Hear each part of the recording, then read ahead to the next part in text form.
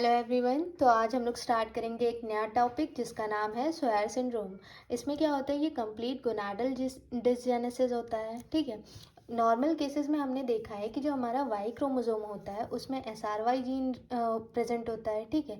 लेकिन इस केस में क्या होता है, 10 to 15% केसेस ये देखा जाता है कि जो वाई क्रोमोसोम होता है उस पर SRY जीन जो होता है वो एब्सेंट होता है। और SRY जीन का जो रोल होता है वो क्या किस लिए रिस्पॉन्सिबल होता है, टेस्टिस के डेवलपमेंट के लिए। ठीक। तो जब SRY जीन नहीं होगा तो टेस्टिस डेवलप ही नहीं करेगा। तो इसीलिए ये क्या है, कंप्लीट गोनाडल डिसजेनेसिस।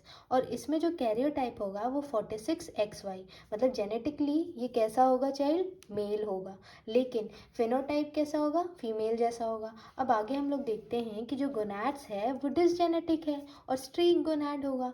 तो जब गोनाड स्ट्रीक और डिसजेनेटिक होगा तो ये टेस्टोस्टेरॉन नहीं निकालेगा। ठीक है। और ना ही AMH निकालेगा। ठीक। तो जब टेस्टोस्टेरॉन नहीं निकालेगा तो वो DHT में कन्वर्ट ही नहीं होगा। जब DHT में कन्वर्ट नहीं होगा तो जो एक्सटर्नल जेनाइटेलिया होगा उसका मैस्कुलिनाइजेशन नहीं होगा, जिसकी वजह से वो फीमेल जैसा ही दिखेगा। ठीक। तो एक्सटर्नल जेनाइटेलिया कैसा हो गया, फीमेल जैसा। अब यहाँ पे ये AMH भी नहीं निकाल रहा है, तो जब AMH नहीं निकालेगा तो मुलेरियन डक का रिग्रेशन भी नहीं होगा, जिसकी वजह से जो इंटरनल जेनाइटेलिया होगा वो कैसा हो जाएगा, फीमेल की तरह ही हो जाएगा। ठीक। फीमेल की तरह ही हो जाएगा। अब हम लोग देखेंगे कि जो गोनैड्स है वो कैसे हैं, डिसजेनेटिक हैं इस केस में। एब्सेंस ऑफ टेस्टोस्टेरॉन, जब गोनैड ही नहीं डेवलप हो रहा है तो टेस्टोस्टेरॉन भी नहीं पाया जाएगा, जिससे कि जो वुल्फियन डक है उसका रिग्रेशन होगा। और जब गोनैड्स डेवलप नहीं है तो AMH भी नहीं निकालेगा, तो इसकी वजह से क्या होगा, जो मुलेरियन डक्ट है वो भी प्रेजेंट रहेगा, जिसकी वजह से जो इंटरनल जेनाइटेलिया है वो फीमेल जैसा डेवलप होगा। अब यहाँ पे क्या है, एब्सेंस ऑफ ईस्ट्रोजन। क्यों एब्सेंस ऑफ ईस्ट्रोजन, किसकी वजह से, एक तो ओवरी भी क्या है, एब्सेंट है। ठीक है। और दूसरी बात क्या है कि टेस्टोस्टेरॉन एब्सेंट है। ठीक।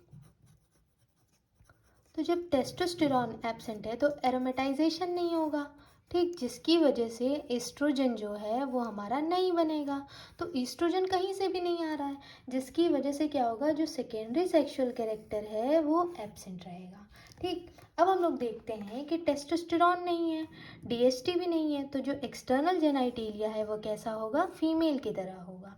और ड्यू टू मुलेरियन डक्ट जो इंटरनल जेनाइटल ऑर्गन होंगे वो कैसे होंगे, वो भी फीमेल की तरह होंगे। ठीक है। अब जो हमारे गोनैड्स हैं वो डिसजेनेटिक हैं, तो जो डिसजेनेटिक हैं तो वो कैसे होंगे, फाइब्रस होंगे, क्योंकि यहाँ पे जो डेवलपमेंट है वो हो ही नहीं रहा है। ठीक। यहाँ पे क्या शो करता है, हाइपर गोनाडोट्रोपिक हाइपोगोनाडिज्म, मतलब कि HP O एक्सिस हमने पढ़ा है। ठीक। तो यहाँ पे हमारे ओवरी तो है नहीं। ठीक।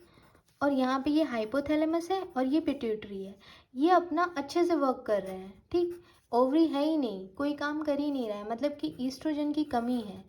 तो जब ईस्ट्रोजन की कमी होगी तो अपने आप हाइपोथैलेमस और पिट्यूटरी क्या होंगे, एक्टिवेट हो जाएंगे। ठीक। तो वो अपने सिक्रीशन को बढ़ाते जाएंगे। तो इसी वजह से यहाँ पे हाइपर गोनाडोट्रोपिक है और हाइपोगोनाडिज्म, मतलब कि ये है ही नहीं और ये अपना बढ़ता ही जा रहा है, क्योंकि यहाँ पे हमें मिल ही नहीं रहा है एस्ट्रोजन का लेवल। ठीक। अब यहाँ पे देखेंगे ब्रेस्ट।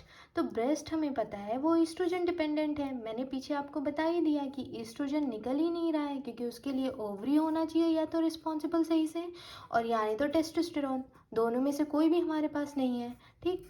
कोई भी नहीं है ना, तो फिर ईस्ट्रोजन निकलेगा ही नहीं, तो इसकी वजह से जो सेकेंडरी कैरेक्टर में ब्रेस्ट डेवलपमेंट भी आता है तो ब्रेस्ट डेवलपमेंट भी क्या होगा, एब्सेंट होगा। अब हम बात करते हैं प्यूबिक हेयर्स की। ठीक। तो ये कैसा होता है, ये एंड्रोजन डिपेंडेंट होता है। बट हमें पता है कि जो हमारी गोनैड्स हैं, टेस्टिस, वो डेवलप ही नहीं हुआ है तो वो हार्मोन भी नहीं निकालेगा। तो ये एंड्रोजन कहाँ से आएंगे, अब एड्रिनल ग्लैंड से। ठीक। तो एड्रिनल ग्लैंड से जब एंड्रोजन आएगा तो इसलिए हम देखते हैं कि इसमें क्या होगा, प्यूबिक हेयर क्या होंगे, प्रेजेंट होंगे। अब हम लोग बात करते हैं प्रॉब्लम्स की। तो इसमें जो पेरेंट्स हैं वो अपने बच्चों को लेके किस लिए आते हैं, सबसे पहला तो कि जो उनके एक्सटर्नल जेनाइटेलिया है वो फीमेल की तरह दिख रहा है। ठीक है। तो उनको ये तो है ना कि जब प्यूबर्टी के समय आता है तो उन्हें ये लगता है कि मेंसेस होने चाहिए पर नहीं हो रहे हैं। ठीक है।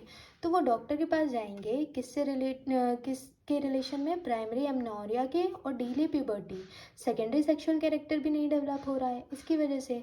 और सेकेंड थिंग, इनफर्टिलिटी के केसेस में भी आएंगे, ठीक है। और उसके बाद इनमें हाइट जो होती है वो टॉल होती है, क्योंकि इसमें यूनाकॉइड हैबिटस शो होता है, मतलब कि लॉन्ग लेग, जो लॉन्ग बोन होती है उसके लिए ईस्ट्रोजन रिस्पॉन्सिबल होता है उनके एपिफाइजियल क्लोजर के लिए, पर ईस्ट्रोजन है ही नहीं तो एपिफाइजियल क्लोजर होगा ही नहीं, तो इसकी वजह से। और रिस्क ऑफ ऑस्टियोफोरोसिस भी होता है, क्योंकि ईस्ट्रोजन एकदम से नहीं है, ठीक है। अब हम लोग यहाँ पे मैनेजमेंट की बात करेंगे, तो मैनेजमेंट में हम लोग हार्मोन रिप्लेसमेंट थेरेपी देंगे। सबसे पहले हम लोग ईस्ट्रोजन देंगे, लेकिन खाली ईस्ट्रोजन हम नहीं दे सकते, क्योंकि यूटरस प्रेजेंट है इसमें, तो एंडोमेट्रियल हाइपरप्लेसिया की चांसेस बढ़ जाएंगे। तो इसलिए हम लोग सबसे अच्छा क्या देंगे सॉल्यूशन, ईस्ट्रोजन और प्रोजेस्टेरॉन दोनों साथ में देंगे, ओसीपी, ठीक है। ओरल कंट्रासेप्टिव पिल्स देंगे, ठीक। अब सेकेंड हम लोग गोनाडोक्टॉमी करेंगे। जैसे ही हमें पता चला कि मतलब ये जेनेटिकली तो मेल है, लेकिन फिनोटिपिकली ये फीमेल की तरह दिख रहा है, तो हमें पता है कि इसमें स्ट्रीक गोनाड या डिसजेनेटिक गोनाड प्रेजेंट होगा, तो हमें सबसे पहले उसे रिमूव करना होगा, क्योंकि वो मेलिग्नेंसी शो कर सकता है आगे, ठीक। अब हम लोग देखते हैं थर्डली कि प्रेगनेंसी क्या इसमें पॉसिबल है। हाँ पॉसिबल है आईवीएफ के थ्रू, लेकिन उसके साथ हमें डोनर oocytes चाहिए, क्योंकि इसमें ओवरी है नहीं, तो oocytes का फॉर्मेशन होगा नहीं, तो इस वजह से हमें डोनर oocytes की ज़रूरत है। तो ये आईवीएफ के थ्रू हो सकता है इनमें प्रेगनेंसी। Thank you.